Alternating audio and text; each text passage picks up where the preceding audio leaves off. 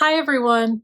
There is a question that I get asked frequently in day-to-day life, and I wanted to make this video in hopes that I can give you an answer in as concise a way as possible. I am an adoptive mom, and so it is not uncommon for people to ask me, how did you adopt? Did you use an agency? And actually, there is a way to adopt that many people have never heard of, and I'm going to explain that in this video. When my husband and I came to the adoption space for the first time, initially we assumed that we would sign up with an adoption agency. We completed our home study, and in the meantime, we researched various agencies.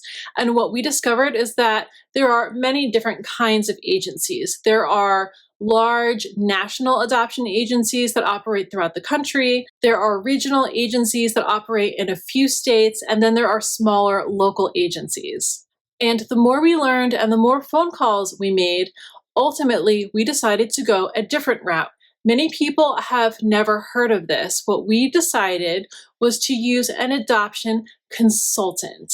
Now, what does this mean? There are a few very important things that you need to know about consultants. First of all, a consultant is not a facilitator. Many states have made facilitators illegal, and if you Google that term, you will find out why. I do not endorse using a facilitator. Second, a consultant is not an agency. A consultant plays a different role than an agency, and I'll explain that in a second. Consultants will generally fall into two categories. One type of consultant will give you a list of many agencies to choose from that you can apply to. So they will help you apply to several different agencies where you will go active, meaning you will be awaiting hopeful adoptive family with those agencies. This is called a multi-agency approach, and it allows you to be active with more than one agency at a time. The other type of consultant has a list of agencies and attorneys that they work with in various states.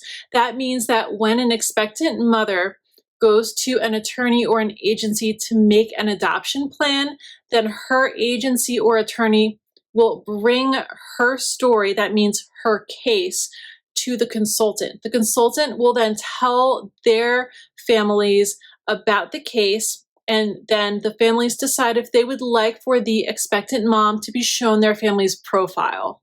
It is important to understand that in private domestic adoption, the expectant mom chooses the family that she wants for her adoption plan. That means that she will look at profiles of the hopeful adoptive families, and then she chooses the family. Once a mom chooses a family, that's called a match. And then once she makes that decision, then the family that she has chosen will begin to work with her agency or her attorney.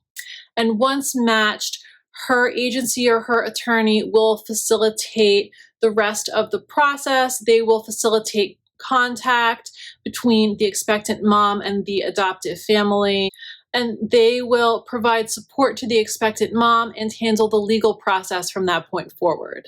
So what are some of the reasons a family might choose to work with an adoption consultant? First of all, they have connections with multiple agencies and attorneys, so it can help you to learn about more cases while you're in the waiting process. This may mean that you have to be open to travel, since often an expectant mom will choose a family who lives in a different state than herself. Second, a consultant can help guide you and educate you and support you, which is invaluable when you are navigating along an emotional process. Some of the things they can help you with, they can give recommendations on a good home study provider in your state, or they could help you develop your profile book. And our consultant had ways for families to connect with each other so that we could form a support group of other families who were respectful of expectant mothers, who were respectful of each other, and who were respectful of the complexities of adoption. And I am still in touch with some of these families today. So how does a family go about choosing a consultant? For us personally, we went with a consultant called Mustard Seed Adoption Consultants. Some consultants are faith-based and some are not, so it is up to you and your family to find a consultant who's a good fit for your family. You'll want to call these consultants and talk to someone who works there to get a feel for their values and the kinds of support that they can offer you. You'll probably ask some quantitative questions like, how many agencies and attorneys do you work with? How many clients do you have? How many cases do you see in a month? Questions like that. But on a deeper level, there are a couple things you will want to look for here. One, how do they talk about expectant moms? Are they respectful? Are they supportive of a mother who ultimately does not decide to place her baby for adoption? Any signs of coercion or condescension towards expectant mothers is a huge red flag. Second, you will want to get a sense of their culture. What kind of an environment do they foster amongst their clients?